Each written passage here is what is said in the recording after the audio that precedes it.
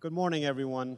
My name is Lou Prats, and I am the chair of the Stetson University Board of Trustees. And I know there's a lot of faculty here, and it strikes me that after 7 years of higher education here at Stetson and countless lectures that I received from so many faculty members over the years, I now have an opportunity to lecture you. But rest at ease, I won't be lecturing anyone. In fact, I've been given strict instructions by Wendy to keep my remarks very brief, so I'll get right to it. Welcome, and thank you for joining us today. It is a real privilege for me to be here this morning to deliver this greeting on behalf of the Board of Trustees.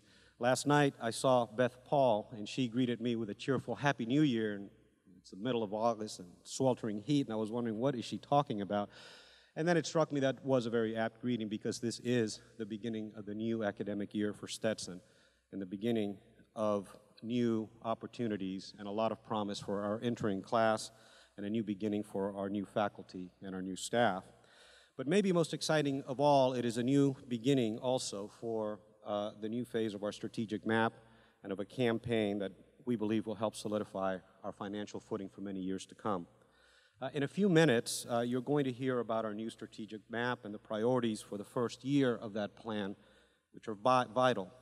The map reflects a vision for the university that was set by the entire Stetson community, including students, faculty, staff, alumni, and every constituency that is affected by this wonderful university. In all the years that I have been involved with this institution, and I've been around a long time, this is the first time that such a comprehensive and inclusive process has been undertaken to arrive at a long-term vision for the university. It is a great testament to the leadership of Dr. Wendy, Libby, and her staff, and to the phenomenal commitment that is made by all of you. You're also going to hear from three extraordinary individuals who, together with their families and consistently with their enduring tradition of philanthropy, have agreed to bestow wonderful gifts to this university. When you see gifts like these, and like the many others that we receive year after year, it makes you wonder, why do people do this? Why does an alum, or anyone for that matter, reach into their pocket and give to a university like this? I think the answer, at least to me, is pretty clear. It is because the experience that we as alums have in this university is transformational. The experience that we have, particularly with the people we deal with as students, and that's you, the faculty, and the staff, teach us that we are capable of doing things that we never imagined were possible. I still have vivid recollections of some of my professors, Wayne Bailey, Gary Maris, Kathleen Johnson, Jim Beasley, opening doors to me to new worlds that I didn't know even existed. And when I hesitated to walk through those doors, they grabbed me by the scruff of the neck and they dragged me through. And you don't forget that. And that's what keeps bringing me back. That's what keeps bringing my wife back. That's the reason that we encouraged 2 of our children to go to school here at Stetson. And you are the reason that happens. You are the ones who will create those experiences for the entering freshman class. And for that, I want to convey on behalf of the entire Board of Trustees our heartfelt thanks, and I want to express our heartfelt gratitude. So thank you, and welcome, and let's have a phenomenal year.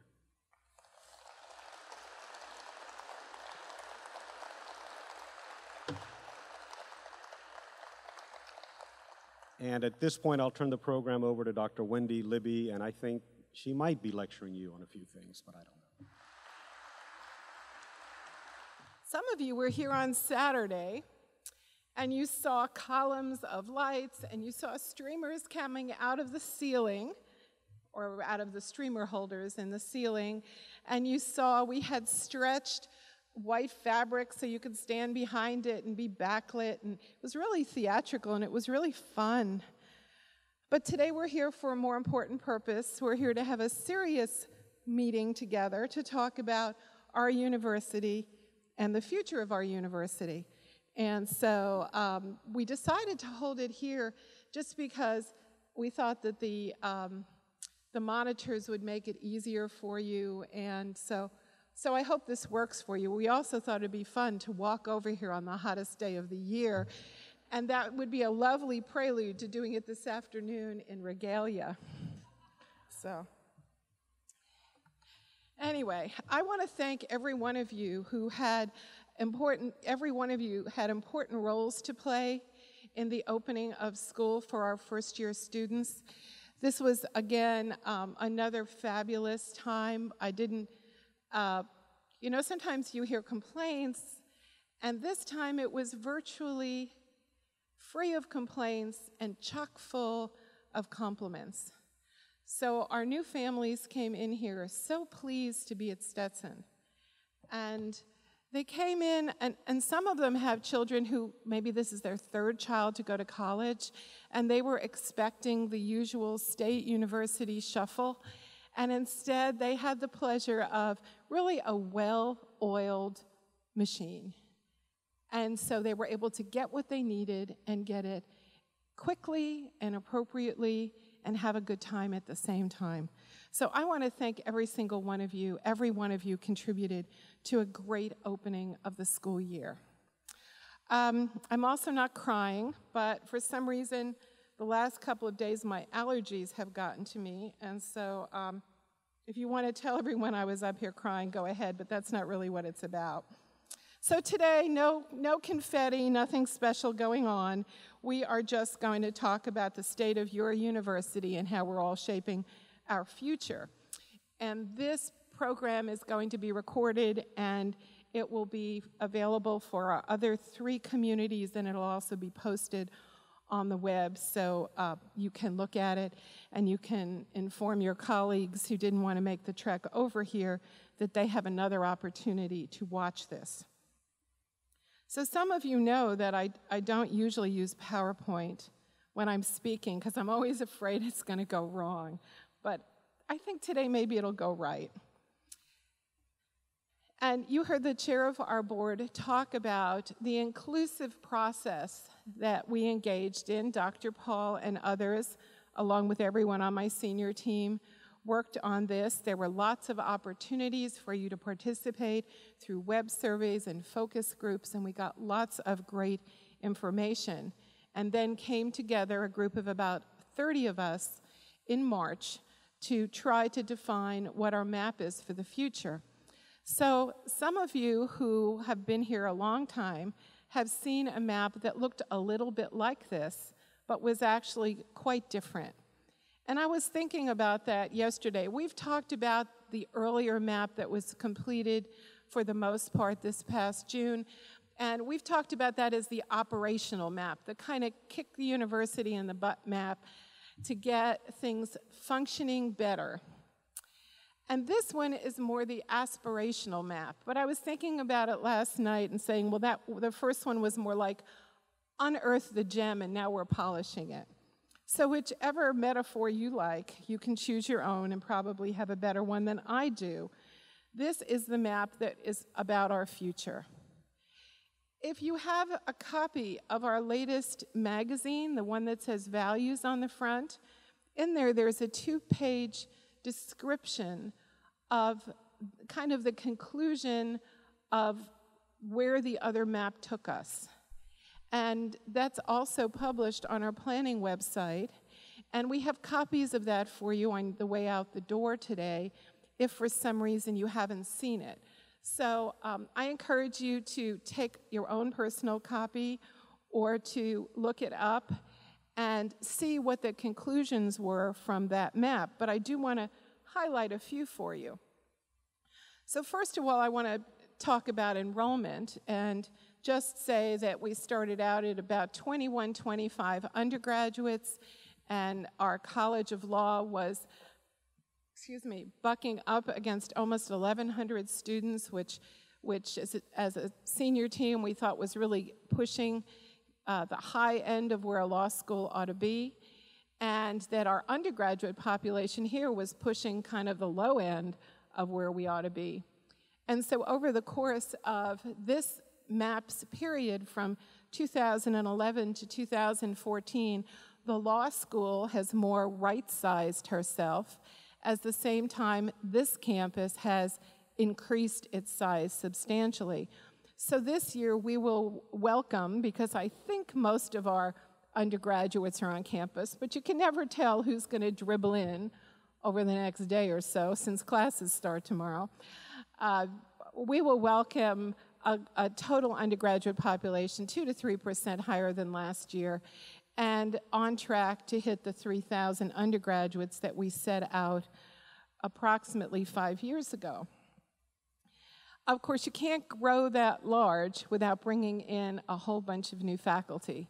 So we've had the pleasure of welcoming over 50 new faculty into our undergraduate program, and Dean Paul is going to introduce the new ones to you a little bit later in our program.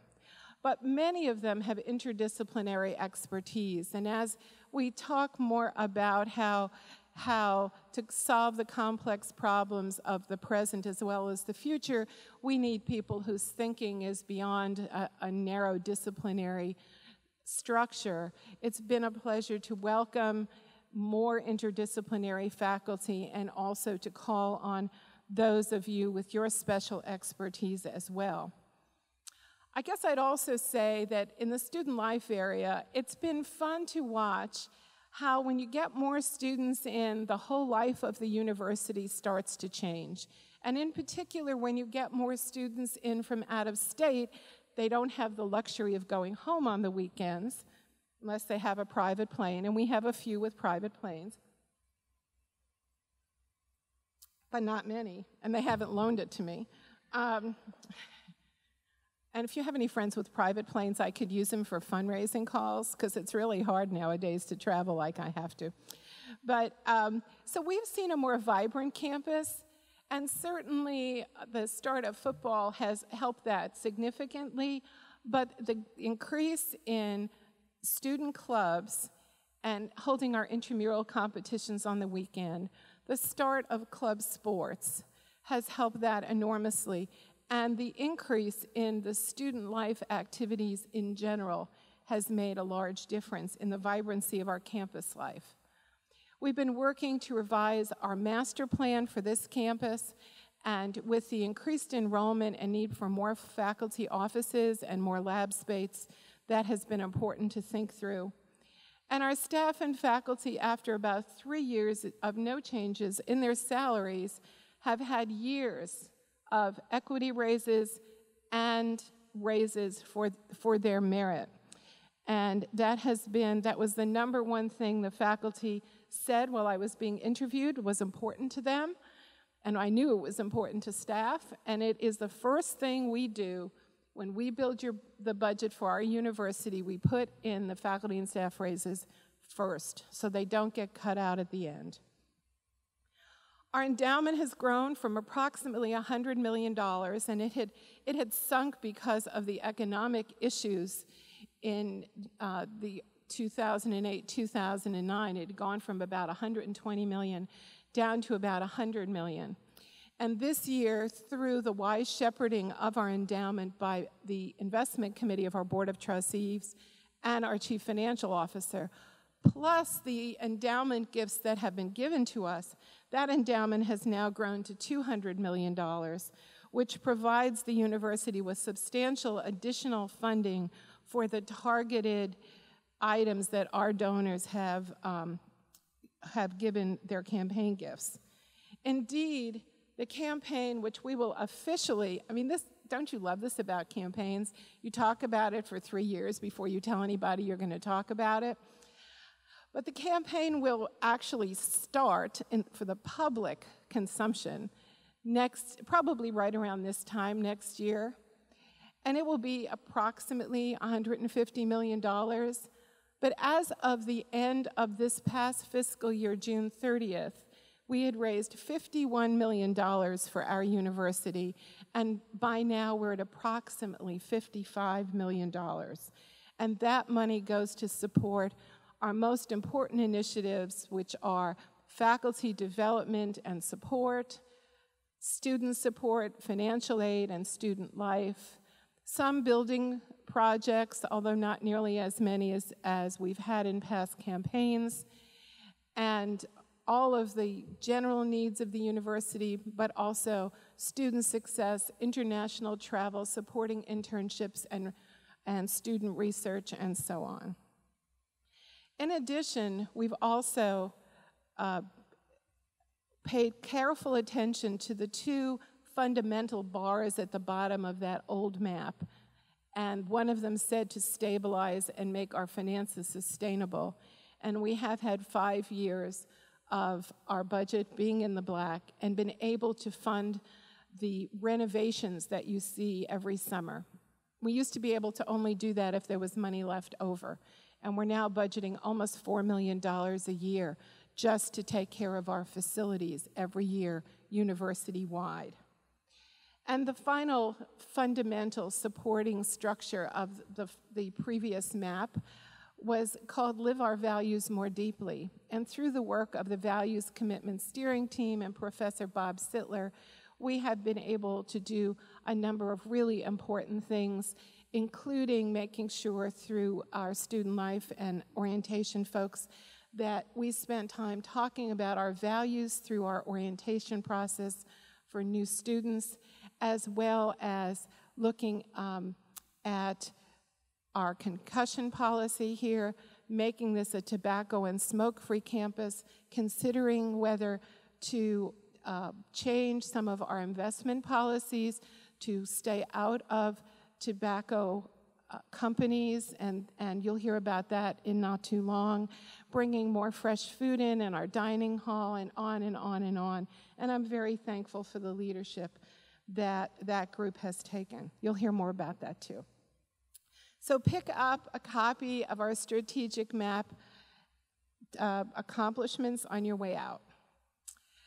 So yesterday in Stetson Today, and I hope you all have Stetson Today as your homepage when you open up your computer, there was an article about our meeting today, and of course you know we have convocation this evening, but it also linked you to the organization chart for the university that was effective just a week or two ago, and things might change, so it's not like you should paste it to your wall, you should just pin it on your wall, because things always change. And there was a report from Professor Sittler about the work that was done by the Values Commitment Team this year, and you can also find all this on the planning site, or go on to yesterday's Stetson Today and just click through on the link. Okay, so here is the strategic map, and it's hard to read, but I hope you can. And of course, this is also available on our planning website, but I'm going to walk you through some of it, not all of it, because otherwise we'd be here till noon, and we all have other things to do. So in this map, just to orient you, the green boxes are our first-year priorities, and we are going to talk about every one of those. And we are going to talk about the central challenge, which is in the oval, and the strategic priorities that come out of that. So the central challenge is to establish Stetson as a university of choice for innovative approaches to tackling complex challenges. And this has always been a university that relished challenge and that relished thinking how, through all of our different views through the prism, that we could see the challenge as a whole. But what's really going on here is not just talking about things that we have traditionally done. It's also about establishing Stetson as a university of choice. And that is critical for us. It helps us attract and retain great faculty. It helps give our alumni the pride that they so love about their university. It brings us great students.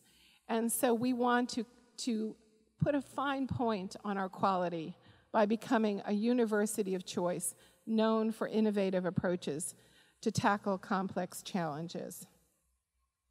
There's been some work done on defining a vision statement that is short and to the point, and that is not always easy. And this is what we're working with, but this is not necessarily where it's going to end up.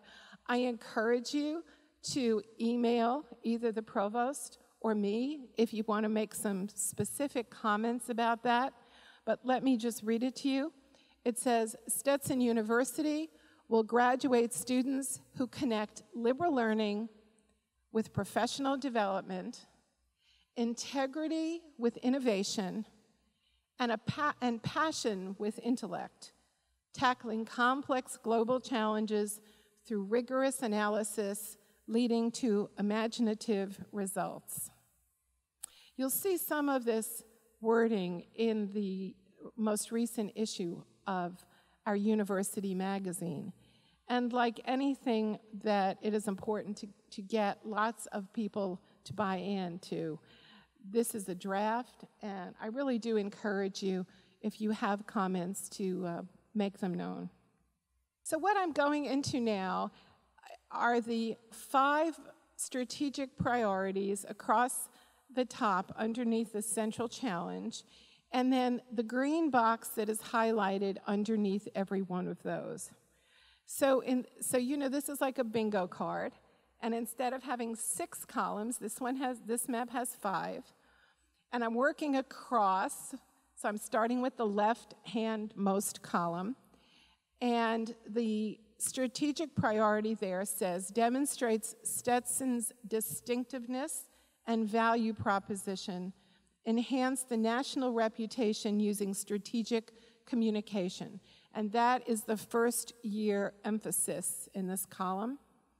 Enhance national reputation using strategic communication. So what in the world does that mean? And for every one of these first-year initiatives, I'm giving you just a handful of possible objectives. And these will be, most of these connect directly to some kind of a measurement. Not all of them, because it's impossible for some of these things to come up with measures. But so 3 of the things that we need to do in order to enhance our reputation is appear in the right media and in the right regions of the country. So, for example, over the summer, the university was mentioned, and there was photos in Florida Trend. In fact, Volusia County was the organizing principle behind the August issue of Florida Trend. We also had 2 articles in Fast Forward, which is the magazine of the Central Florida region from Orlando to Tampa, to the Tampa Bay area.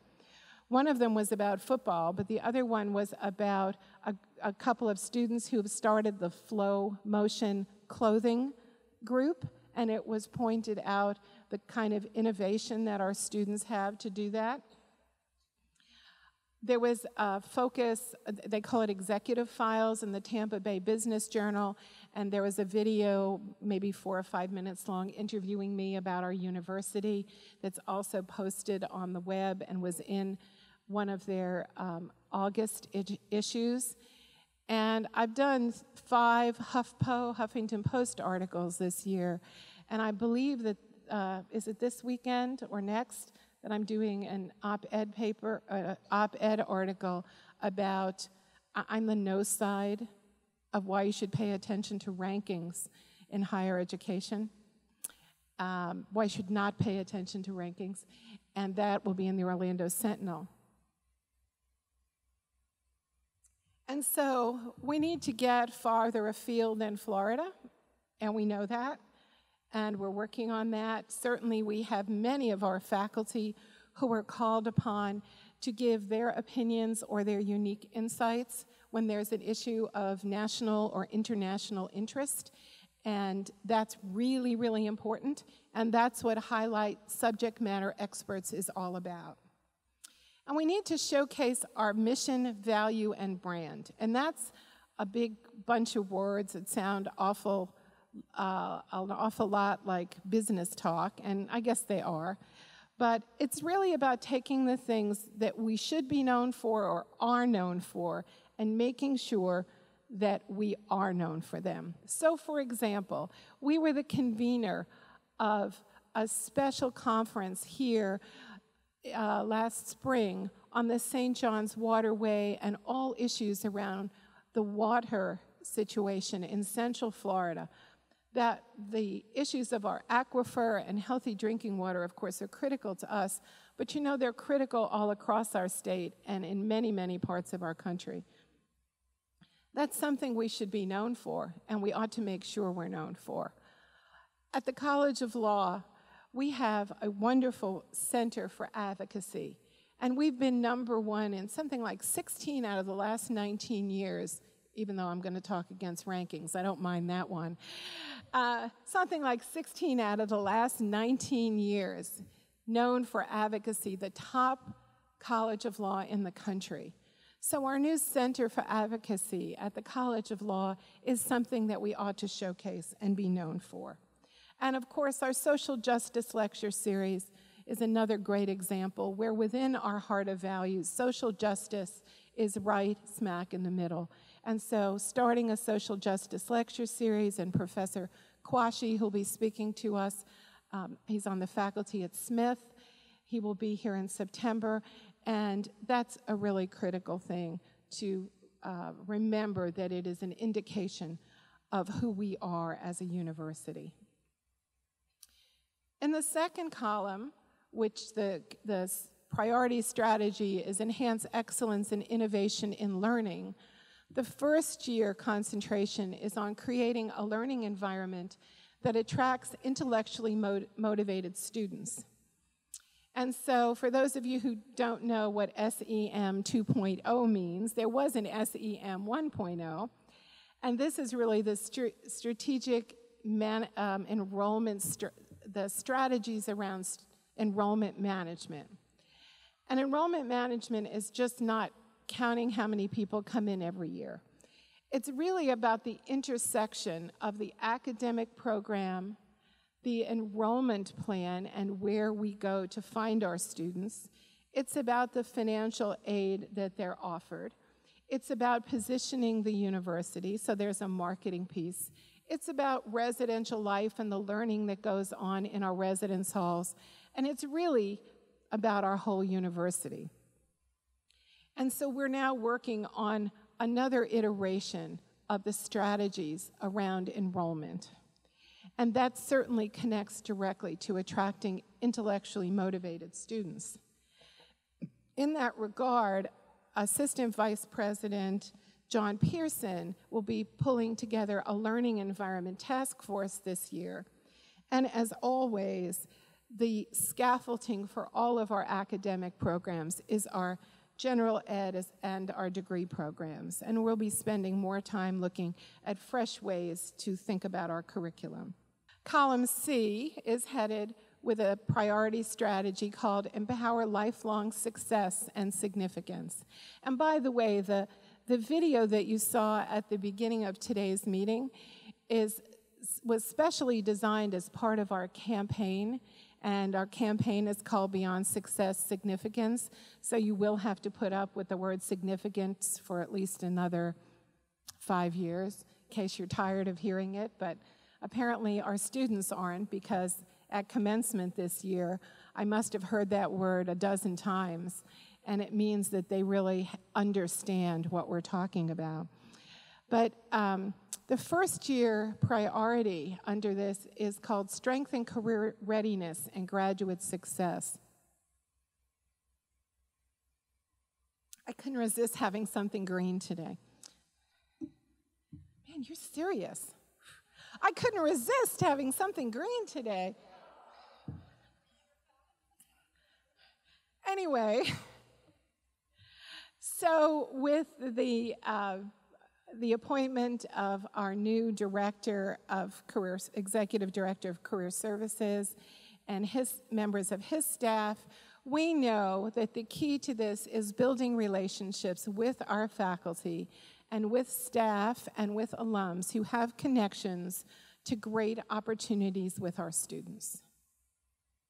We know that it's important that our students leave here with great opportunities to work as well as to go to graduate school.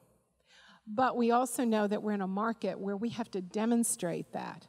It's not just enough for us to feel good that we know that our students have moved on to great opportunities. We have to be able to tell people that. Our College of Law this year, 93% of the graduates from the College of Law are employed in either jobs that require passage of the bar or a law degree. And that makes us with the highest employment numbers in the state of Florida. P.S., we also have the highest bar passage rate. But that's really important, and that helps get over objections of, we're not New York. So we want to make sure that all of our constituent parts, all of our schools and colleges have great results in career and internships and graduate school. And so that really flows into building opportunities for internships, but building a 4-year career model. And that means that we don't wait until a parent is nervous because it's April and their student doesn't have anything to do come the day after graduation. It means starting to talk about internships and study abroad and careers at the very beginning of a student's first year with us. That's what the 4-year engagement model is about. We also want to secure our resources to ensure our success and our future. And the first year goal there is to diversify our revenue streams and maximize cost effectiveness. So you've heard about this before. This is not something fresh and new. But I wanted to give you a couple of senses of what that was about. So the first one there is to enhance and create mission-driven programs. So don't look for Stetson to become an all-distance learning institution. It's not who we are. But also don't look at us to become strictly an on-campus teaching institution. That's not who we are. We know we offer right now our LLM programs on the web. We offer Masters of Accountancy programs on the web. We partner with the University of Florida's Pharmacy School to offer our MBA. We have some other programs that are distance programs along with more traditional ways of teaching. And we're going to look at more of that. We're also going to finish up some work that's being done right now on a feasibility program for adult education and move more into that if we see that that is a feasible opportunity for us. And when we talk about cost effectiveness, that's not really about how much can we cut, because that's not a great and sustainable strategy. But we think providing a more environmentally responsible university is important. So we think looking at ways, for example, to use water more efficiently, to make sure we're always using recycled water on our plants, to make sure if we install new toilets that they are the most efficient that we can put in, and to repipe buildings so that we're also being efficient. So those are a couple of examples of our environmental responsibility, and I know that our values team is also working on that. We also want, in one of our priority strategies, to secure resources to ensure our success and have a second item that is a first-year priority, and that's to implement a best practice alumni engagement capability. So just this morning, I was talking with one of our trustees who's going to speak with you this morning, and he was talking about how important it is that our 50th reunion classes come out in substance to be here with us during homecoming or reunion, and how to connect with people who, in their hearts, you know, some of them come to Stetson every year. We just don't even know they've come here. So the love for the university is here, but we need to capitalize on that love, and we need them to help our students get jobs, and we need them to financially support the programs that help them be successful and significant in their lives. And we need to draw them in. And so the way to do that is to really put together an alumni engagement program that is more modern than what we've been doing. We know that our alums want to be connected intellectually to the university. Cocktail parties are great. Going to a basketball game is great. But mostly what they remember is a faculty member who made a difference in their lives and their intellect. And so we need to do more connections there so they remember and celebrate what they love about Stetson. We want to grow the annual fund and our major gift program. That is, of course, part of what we're doing on our campaign, and utilize our volunteer network to find more job opportunities for our students and more connections to the world for our university. And then the last column over is called Increase Organization Resilience and Adaptability. And the first year priority is streamline processes, systems, and processes. And this involves using best practice technology. So we've just gone, our staff knows this, we've just gone from a paper time reporting system to a web-based time reporting system. It helps us capture people's time so that we can print our checks and have appropriate calculations on sick time and leave and overtime and so forth. And after I figure out how to do it, which has been a challenge for me, I guess I'd say, it will make my life a lot smoother, and I hope everyone else's. We have found that there are lots of policies here, and certainly since I've been here, we have not paid enough attention to aggregating them in one place and systematizing them, and we certainly don't have them in a searchable database. So over the next few years, we want to get all of our policies online in a way people can not only find them but understand them. And lastly, to refine our budget and business process, which will mean that we refine our 5-year financial model as well. So there are 2 fundamental bars across the bottom of this map as well. And the first one, underneath all the priority strategies, talks about us being a partnership university. Partnerships with the schools in our community, partnerships with corporations, with Florida Hospital, with sponsors in our athletics programs, partnerships that not only make our life easier, but help us with the complexities of the problems we're trying to solve. But the fundamental bar that goes across the entire strategic map says, be a diverse community of inclusive excellence. And I believe that this is critical to the future of our university, critical to our country, and critical to the world.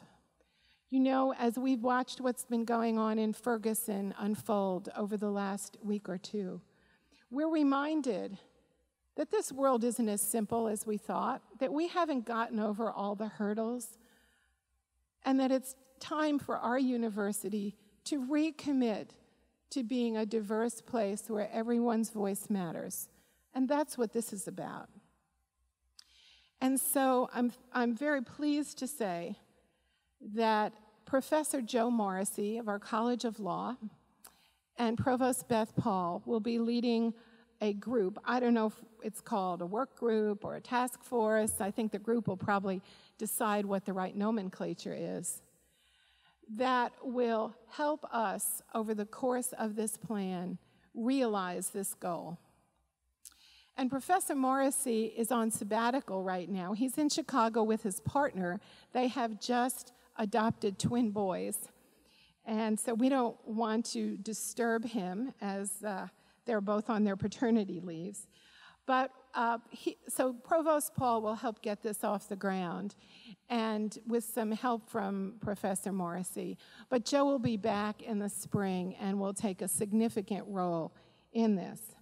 I'm pleased to say that Yolani Gunnell, who is in our student life area and manages the inclusivity and diversity programs, Kimberly Flint Hamilton, who you all know on our Arts and Sciences faculty, Chris Caldwell, Professor of Education, and Tom Massey, Dean of our School of Music, will all be part of that effort, as well as Riche Hines in institutional research, serving as a staff person. And this committee will grow by probably another 6 people. We need to have some students on it as well. But their role is really to start off by bringing in national speakers who can help us think about how to be more progressive and more forward-thinking in how we develop a more inclusive environment here. And then as they go through that, they may choose to do a survey of climate. They may choose to have task forces. It's their choice. So we want to make sure that this group has the full support of every single one of you, because this is the way that we will position this university as what we all have in our hearts, a place of inclusive excellence. So over the past 5 years, I'm going to leave the map now and say that over the past 5 years, this meeting has kind of morphed from a parade of our senior leadership giving you their summer report to this broader view of where we've been and where we need to go. And this is really about us being one Stetson, and it's important for you to get some stories that illustrate what is going on behind this kind of dry strategic map and all the boxes and so forth. And it's one thing to tell you we're going to enhance Stetson's national reputation, but it's even more meaningful and better to show you the initiatives that are getting us there. So we'd like to showcase some areas and initiatives within our university that I think have moved us into the major leagues. You know, we're known as a national liberal arts university with fabulous professional programs and doing some extraordinary things really extraordinarily well. And we're also known as a university of choice for many of our families and for those of you who choose to work here. I want to invite Provost Paul up here. She's going to make some introductions, and she's going to share with you a few Stetson stories that illustrate the kind of lift that you have given to our university over the last years and the kind of difference that you have made at Stetson. Don't we look like hyacinths? We didn't plan this. But Joan Beasley was going to come up because she's also dressed in the same color, and we thought it would look really unique to have us all here. But anyway, Provost Paul.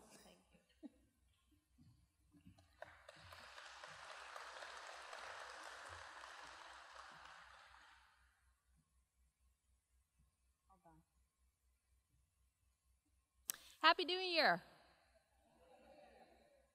It is really exciting to be with you this morning and to celebrate the full Stetson community and to welcome the new year.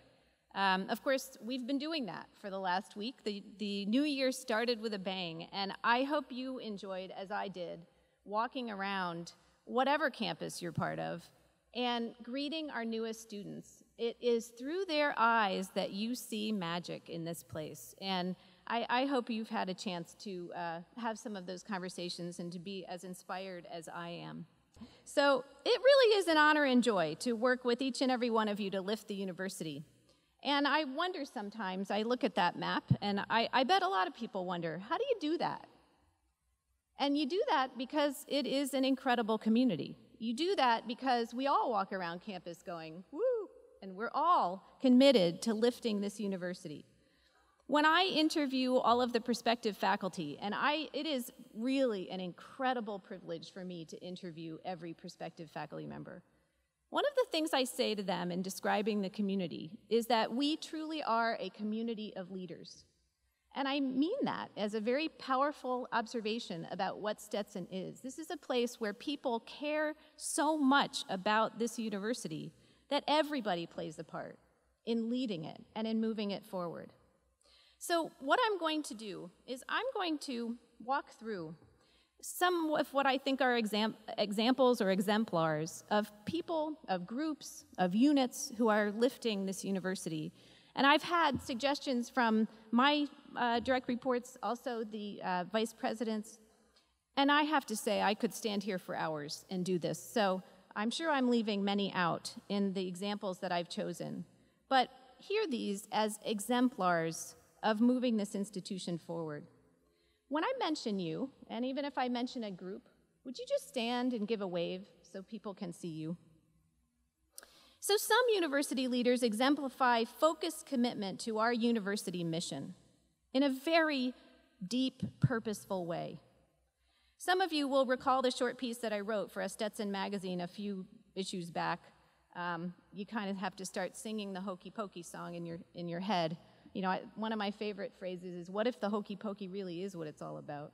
And so I have adapted that over the years to say, what if learning really is what it's all about? Well, I'll tell you, for Lua Hancock, John Pearson, and Riche Hines, learning really is what it's all about.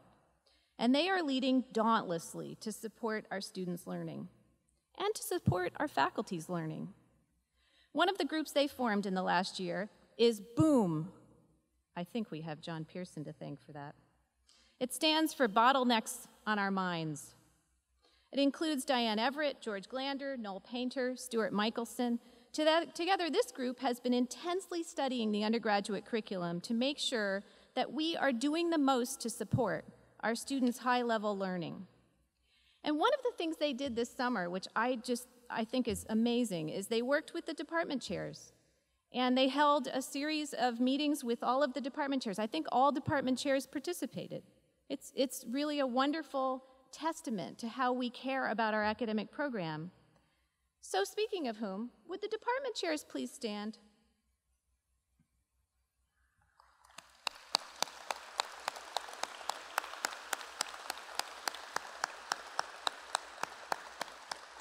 You are very important leaders in our community, and you have worked very, very hard to live and learn our academic values and to lead with your colleagues a refresh of our curriculum, a refresh of our focus here on academic excellence. And I am seeing it bubble, and I am seeing it happen, and it is very, very exciting. So I really do appreciate the work that you're doing. Let me single out a chair, Chris Caldwell, Chair of Education. He really does exemplify the department chair leadership role. He's working intently with the education faculty to elevate our distinct emphasis on social justice in education, including the roles of cultural and socioeconomic diversity in K-12 education and working with marginalized youth populations. In addition to developing 2 new graduate programs, he's working very closely with Carol Buckles in the grants office and led a team of faculty in education to produce a very highly competitive grant proposal to the Florida Department of Education for a collaborative teacher preparation program, including 4 regional partners. This was an incredible effort this summer and is truly a distinction. Thank you.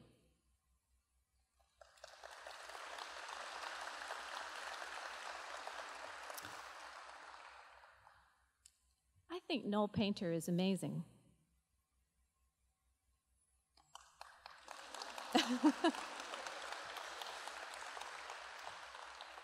We are entering our 2nd year of a very positive implementation of the new curriculum in the School of Music, thanks to the excellent leadership of Noel and the music faculty's very clear dedication to learning. Following suit, we have Matt Hurst and Stuart Michelson co-chairing a curriculum revision task force in the School of Business Administration this year, including Monica Giancola, John Titchener, Chris Tobler, Madhu Rao, Bill Andrews, and John Pearson. This group, with a compelling vision from Dean Schwartz, has been working to create a cutting-edge curriculum that takes advantage of the strengths of a liberal arts university, linking together university general learning outcomes and the business learning outcomes that lead to student success in graduate schools and the professions. The task force met with stakeholders throughout the university and studied internationally recognized models of business education this summer.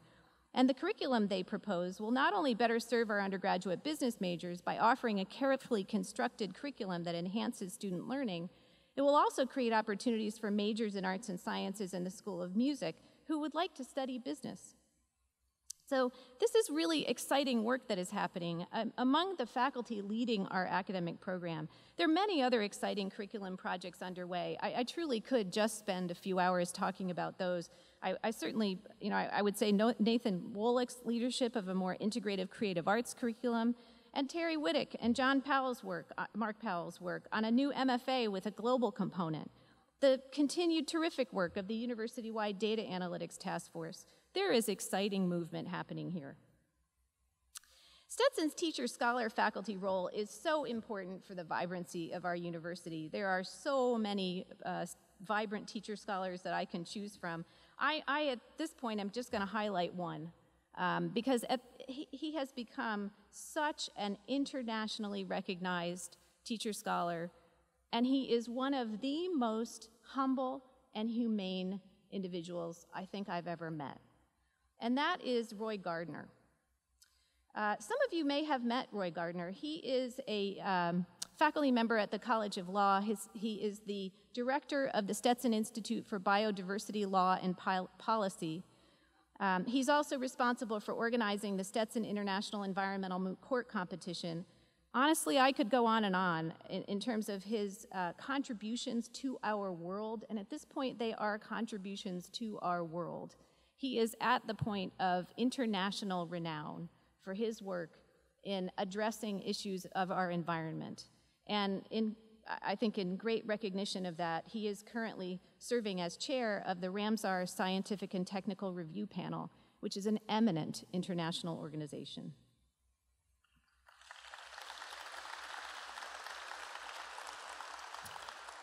Lots of teacher scholars doing lots of exciting things, also bringing cutting-edge learning opportunities to our students. Alicia Schulteis and Paul Sebald have moved to flipped pedagogies in biology and chemistry in the new Sage Room 222.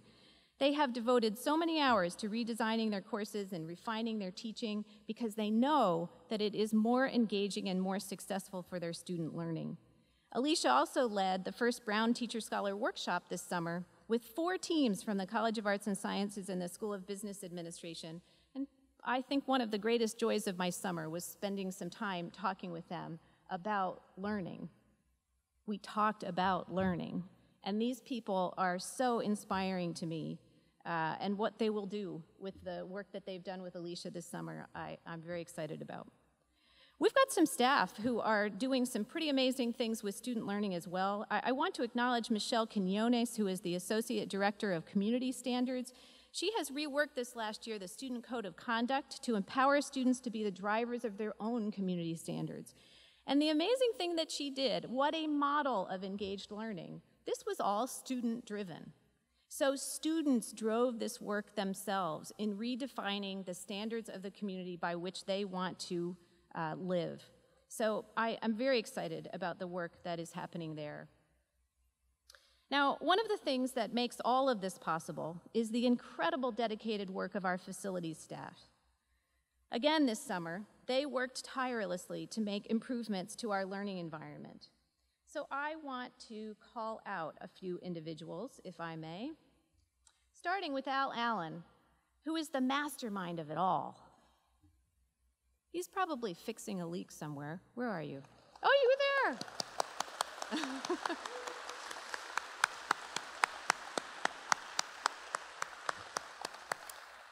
I'm going to get you a cape for next summer. So Al Allen works with an incredible staff to achieve, I don't know how he achieves what he achieves, especially in the summer months, and many of us are the benefactors of that. The learning environment in our DeLand campus has just improved tenfold over this summer. And I know there are similar efforts happening at our College of Law and plans underway for some movement at our center at Celebration. So I want to thank also John Petersmark, John Freeman, Amy Ammon, and Brian Anderson. Will you also stand?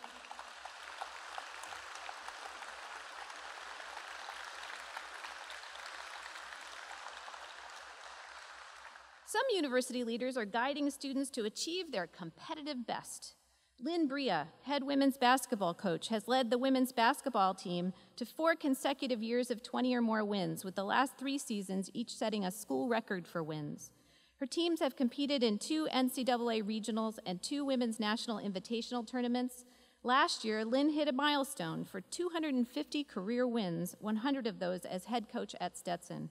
Additionally, Amber Porter was named the ASUN Conference Freshman, maybe sometime they'll get to first-year student of the year, as well as the NCAA mid-major, I'm going to make the edit, first-year student of the award of the year. So really incredible accomplishment there.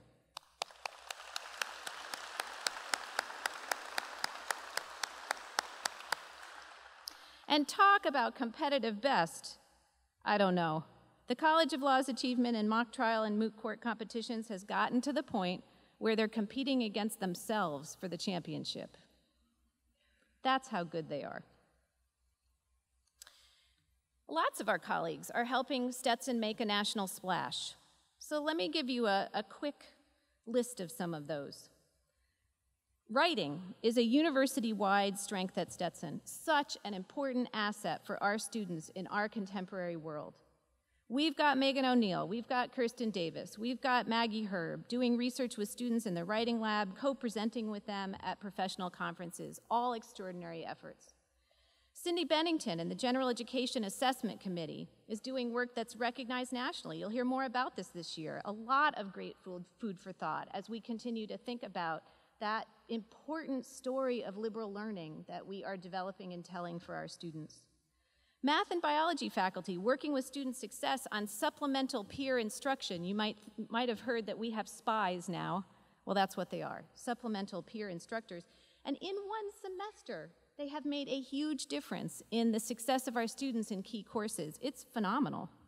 Yolani Ganell in the Cross-Cultural Center, what can I say? When you get a phone call from across the country in the middle of the summer from a colleague of yours at another institution, and she's at a conference and she says, "Oh my gosh, I just went to Yolani's session. It was absolutely fantastic." She is representing Stetson well. Yolani?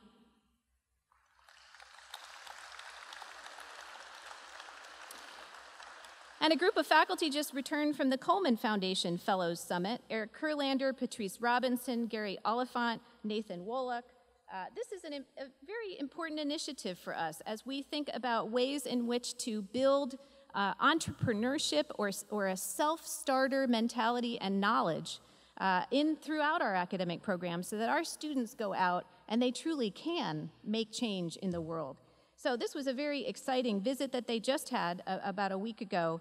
And what's very exciting about this is that it will promote cross-disciplinary interactions and collaboration on behalf of our students' learning. So we're in good hands there. The DuPont Ball Library continued to innovate and excel, most recently winning the annual Neflin Innovation Award for collaborative student, staff, faculty work on 3D printing. And student success throughout the university is a national distinction. Our integrative student success model in the undergraduate program, led by Assistant Provost Lula Hancock, has garnered significant national interest. We have people calling us saying, "How are you doing this?" But also at the College of Law, we have a wonderful, thriving academic success program that is also exemplary. Professor Jeff Minetti is the leader of that, working with an exceptional staff over there. And they work with students to ensure continued success in classes, workshops, web-based courses, programs, and office meetings regarding individual goals. President Libby mentioned before our stellar bar passage rate. This is a big reason why. Some of our colleagues are helping Stetson make a very meaningful contribution to our community. Pamela Capistoro and Bob Sittler have been working with La Casita Comunitaria here on campus. In particular, Dr. Capistoro has adopted this project and took it forward, including students in the renovation of the center and planning for its programs. She's very energetic and very persistent in moving this forward, and her priority is emphasizing learning in communities. So it's really an excellent model of the community engagement work that we do so well. Again, I could stay up here for several hours, and I don't think you want me to, but I hope that that gives you a good flavor for the incredible leadership and courage and commitment and passion that we have in our community. I want to say in closing that my deepest hope for our students is that learning comes alive in them and that it courses through them throughout their lifetime. My deepest hope for Stetson University is that learning comes alive in us and that it courses through the university for generations and generations to come. It's happening. We are Stetson. Thank you.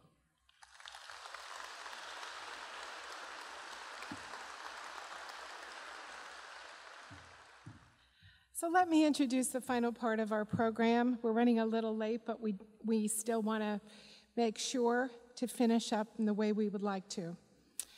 And we're going to tell you 3 stories of philanthropy because we believe that they really help to explain why this is an institution that is worthy of our commitment and our love.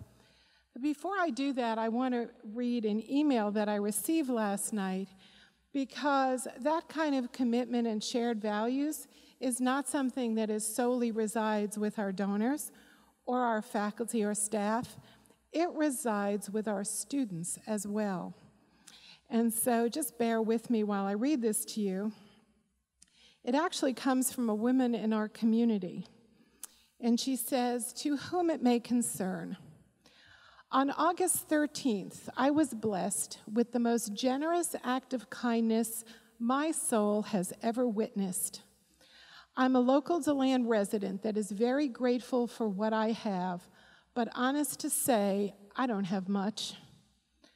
While I was finishing up some shopping with my 5 children at Walmart, I went to the checkout counter and was informed my food stamps were no longer valid and I did not have more than $20 to my name. I immediately burst into tears and begged the cashier for mercy. When out of nowhere, a young man wearing a Stetson football shirt handed me $100 and left his groceries behind him for me. I believe his name was I was so overwhelmed with this act, I didn't really have a chance to properly thank him. Please relay the message to this young man and let him know that his help will never be forgotten, and we are more than extremely grateful for the money he gave us. Thank God for people like him. We are now Stetson Hatter fans. Go Hatters."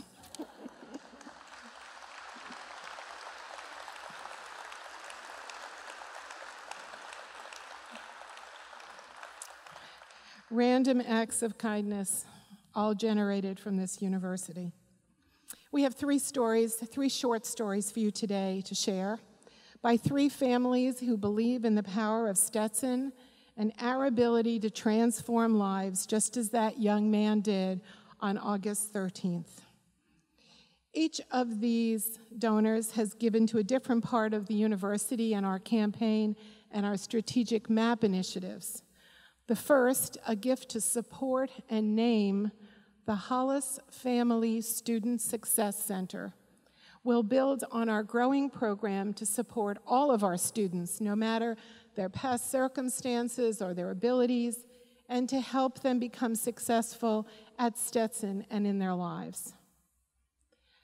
The second gift directly supports our overarching values of global engagement and citizenship. And we are thrilled that David Rinker is here to tell you in person about WORLD, the David and Leanne Rinker Center for International Learning. And finally, a major gift that I believe most of you have heard about during the last fiscal year, to establish the Brown Center for Faculty Innovation and Excellence, which will enhance our growing national reputation for excellence in teaching and in learning. It has 2 major components, one that supports our faculty by offering professional development opportunities right here on campus that allows our teachers, scholars to immerse themselves in reflection and learning, and also as a place for the dynamic exchange of ideas. So that is why we welcome our visiting Brown Fellows, bringing new knowledge and perspective on students and on our academic program. And we have the chance to indoctrinate them in the special way that we work with students and teach. So I'm going to introduce a video, and then David Rinker, and then one other video. And I do see Grady Ballinger out in the audience, and it does remind me it is his birthday. And I always want to say happy birthday to Grady on the 20th of August. So let me first show you a short video of DeanHollis. Hello from landlocked Omaha, Nebraska. My name is DeanHollis, and while I wish I could be there with you in person, since I can't, Wendy asked me to spend just a minute to share with you about our newest gift and why giving to Stetson is such an important part of the Hollis family tradition. Since I only have a minute to do that, I'll keep it to 3 things. Tradition of giving and helping others is a part of the Hollis family values and a key part of our DNA. My grandfather told me, Dean, don't ever forget, the service we give is the rent we pay for the life we live. So for the Hollis family, it's never been a question of if, why, or even when to help others. It's always, who can I help and how? That leads us to number 2. The who today is Stetson, and the how is the new Hollis Family Student Success Center. Stetson and the Hollis family have had a very long history together, and both have been blessed to have benefited from each other and helped change lives. Had it not been for my personal pride and motivation, combined with the care and support of the Stetson community, I would have never made it to my sophomore year, and I would have dropped out of college. But think about how many other kids are out there and are out there today that don't know how to pick themselves up, don't know how to deal with challenges and setbacks. So when Wendy and Beth came and met with me to discuss the idea of the Student Success Center, what sold me was when Beth told me 3 reasons we needed to do this. We needed to teach people to relish challenges, deal with obstacles, and turn obstacles into success. Wow, how do you argue with that? That leads to my 3rd point, you. I view this gift and the Hollis Family Student Success Center as an investment. Of course, it's an investment in our students and our future, but it's really an investment in you. We're counting on you to commit with us by keeping an eye open for those who are struggling and to help do everything we can to teach these kids to relish challenges, deal with obstacles, and turn those obstacles into success. Thank you.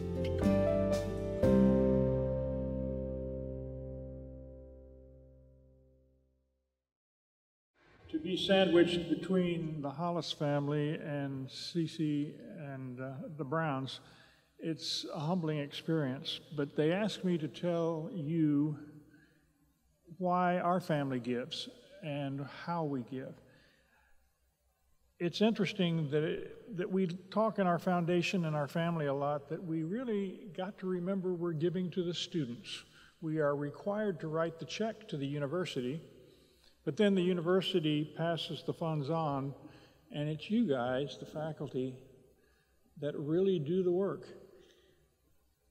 We, as alumni, and even my son 20 years ago, me 50 years ago, we remember what our fellow students did, but remember what the faculty said.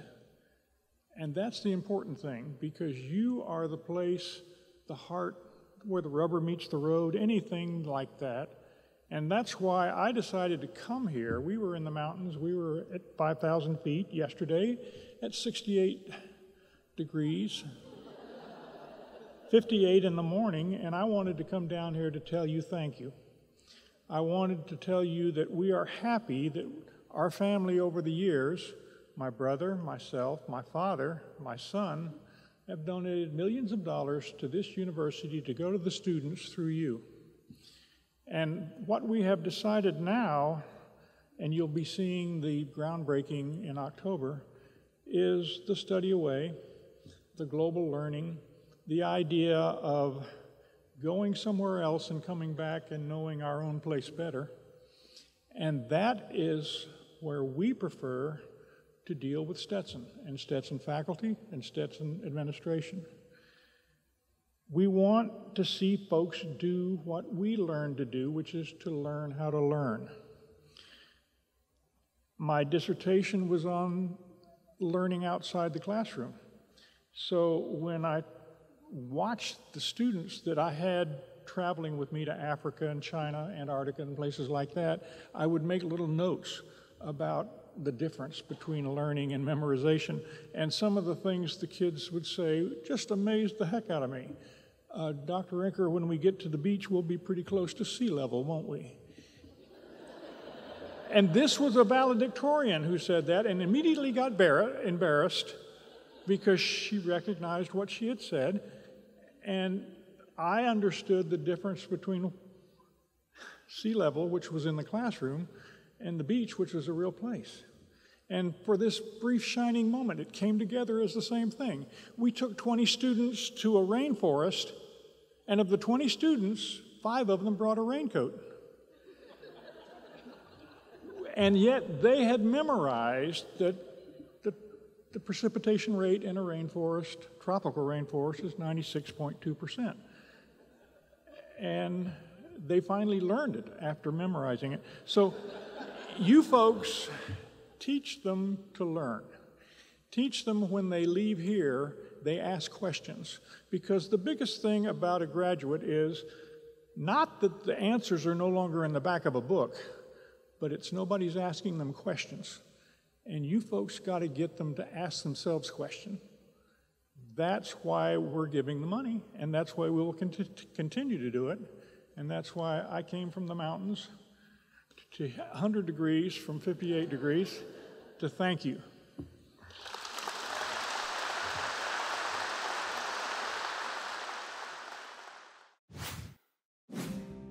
Hi, I'm Hyatt Brown. I've been, and my wife has been, a longtime supporter of Stetson University. We at Brown & Brown, I'm chairman of Brown & Brown, Powell Brown, who is our eldest son, is the CEO and president. We have hired something like 50 or 60 people from Stetson, graduates of Stetson, into our organization, and they've done very, very well. We're very proud of them. One of the things about universities today is there is a responsibility to teach students, but there's also a responsibility to provide an education and provide a platform where those students can get a job when they get out of school. It's kind of nice to have a job as opposed to not having a job. The world runs on green, and that includes every single individual and every family in Stetson University and the state of Florida, etc. And so one of the things that's interesting about Stetson is that unlike some universities that are in the private sector, Stetson is growing, and Stetson has a thrust to continue to expand and to bring even better education to more and more students. So in consideration of that, Cece, my wife, and I have helped to fund a new idea that was brought to us by your senior leadership at Stetson, and the name is called the Brown Center for Faculty Innovation and Excellence. It is about bringing new people to Stetson who have new ideas and who will be able to both learn from the culture of Stetson and will bring some new thoughts and maybe some challenges to us here at Stetson University. One of the things about Stetson is it's always been about change, and those changes have been really, really well accepted by students and by the people in the academic community. So it's a real pleasure for me to say to you all, the faculty and staff, as we're starting into a new academic year, best of luck and go Hatters. Well, I want to thank Dr. Rinker for making the trip here without his raincoat.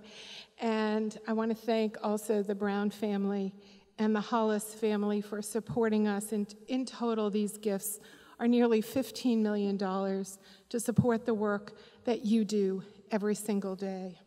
Philanthropy transforms our university, and we understand that this is a time where politicians and the media are all denigrating the value of what we do.